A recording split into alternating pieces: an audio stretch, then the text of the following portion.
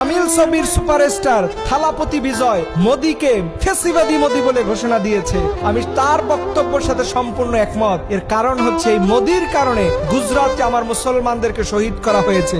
এবং আপনি জানেন এই মোদি এখন গোটা বিশ্বে যারা আমাদের মুসলমানদেরকে দুনিয়া থেকে বিদায় করতেছে, সেই জালিমদের সাথে সবচেয়ে বেশি সখ্যতা হচ্ছে এই মোদি। এবং মুসলমানদেরকে শেষ করে দেওয়ার জন্যই মোদি উঠে পড়ে লেগেছে। আমি অত্যন্ত আনন্দিত হয়েছি যে একজন হিন্দু সিনেমার নায়ক হলেও যে এই তামিল ছবির সুপারস্টার, যিনি সিনেমার মধ্যেও নায়ক, বাস্তব রাজনীতিতেও তিনি একজন নায়ক। அரசியல் என்ற அந்த சவுக்க கையில் எடுக்கலாமா? யாருக்கு எதிரான தானே கேக்குறீங்க? வேற யாரு? மறைமுக உறவுக்காரர்களான பாசிச பாஜகவும் பாய்சன் திமுகவும் தான். மாண்புமிகு பிரதமர் நரேந்திர மோடிஜி அவர்களே மூணாவது முறையா ஒன்றியத்தோட ஆட்சி அதிகாரத்தை நீங்க தானே கையில் வச்சிருக்கிறீங்க. இல்ல மக்களுக்கு உங்ககிட்ட கேட்கறதுக்குன்னு ஏராளமான கேள்விகள் இருக்குது.